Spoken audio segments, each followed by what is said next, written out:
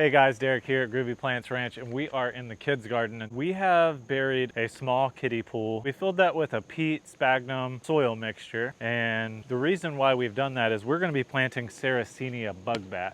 Now this is a North American pitcher plant, and we need an environment like that for this plant to thrive because it really likes a damp soil for the root system.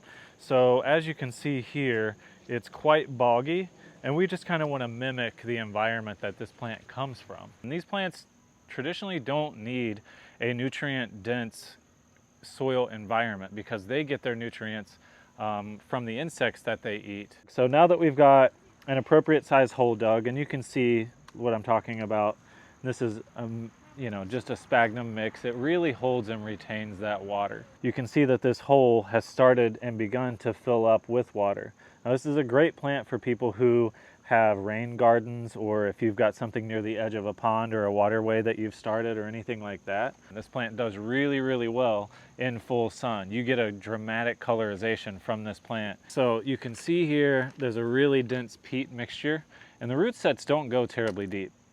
So we're going to go ahead and pop this guy down into the ground, and you really kind of want it to be flush with the area that you're planting. When you order this plant, that will come along with a mini bog that you can plant. It's going to come with some sphagnum, and again, we just want to pop that guy out of there. You don't need all of that soil.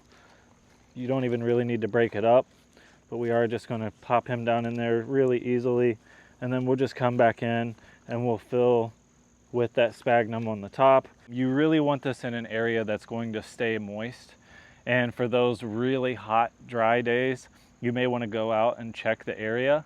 And if you have to, if you don't collect your own rainwater, which I highly advise doing, it's free water, I would use a distilled water or a reverse osmosis water for this. What I really enjoy about this plant is not only is it easy to grow, but it is very cold hardy to this area. This is a true North American pitcher plant.